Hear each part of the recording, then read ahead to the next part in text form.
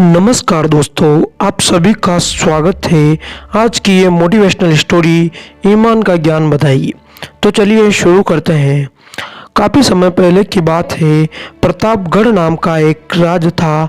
वहाँ का राजा बहुत अच्छा था, मगर राजा को एक सुख नहीं था। वह यह कि उसके कोई भी संतान नहीं थी और वह चाहता था कि अब वह राज्य के अंदर किसी योग्य बच्चे को गोद ले ले ताकि वह उसका उत्तराधिकारी बन सके और आगे की बागडोर को सुचारू रूप से चला सके। और इसी को देखते हुए राजा ने राज्य में घोषणा करवा दी कि सभी बच्चे राजमहल में एकत्रित हो जाए। ऐसा ही हुआ। राजा ने सभी बच्चों को पौधे लगाने के लिए भिन्न भिन्न प्रकार के बीज दिए और कहा कि अब हम 6 महीने बाद मिलेंगे और देखेंगे कि किसका पौधा सबसे अच्छा होगा। महीना बीत जाने के बाद भी एक बच्चा ऐसा था जिसके गमले में वह बीज अभी तक नहीं फूटा था, लेकिन वह रोज उसकी देखभाल करता था और रोज पौधे को पानी देता था। देखते ही देखते 3 महीने बीत गए। बच्चा परेशान हो गया।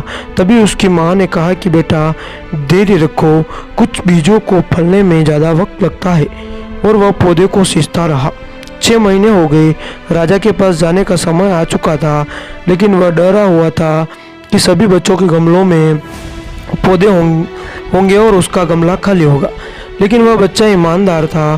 सारे बच्चे राजमहल में आ चुके थे। कुछ बच्चे जोश से भरे हुए थे क्योंकि उनके अंदर आज का उत्तराधिकारी बनने की प्रबल लालसा थी। अब राजा ने आदेश दिया, सभी बच्चे अपने अपने गमले दिखाने लगे, मगर एक बच्चा सहमा हुआ था क्योंकि उसका गमला खाली था। तभी राजा की नज़र उस गमले पर गई। उसने पूछा, तुम्हारा गमला तो खाली है? तो उसने कहा, लेकिन मैंने इस गमले की 6 महीने तक देखभाल की। राजा उसकी ईमानदारी से खुश था कि उसका गमला खाली है, फिर भी वह हिम्मत करके यहाँ आ तो गया। सभी बच्चों को गमले देखने के बाद राजा ने उस बच्चे को सभी के सामने बुलाया। बच्चा सहम गया और राजा ने वह गमला सभी को दिखाया। सभी बच्चे जोर से हंसने लगे। राजा ने कहा, शांत हो जाइए, इतने खुश मत होइए। आप सभी के पास तो जो पौधे हैं वो सब बंजर हैं। आप चाहे कितनी भी मेहनत कर ले, उनसे कुछ नहीं निकलेगा। लेकिन असली बीज यही था। राजा उसकी ईमानदारी से बेहद खुश हुआ और उस बच्चे को राज्य का उत्तराधिकारी बना दिया गया। लेकिन हमें इस कहानी से क्या सीखने को मिला? मेरे हिसाब से अपने अंदर ईमानदारी का होना बहुत ज़रूरी है।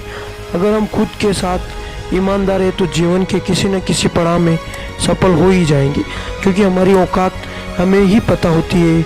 हम खुद को पागल बनाकर खुद का ही नुकसान करते हैं।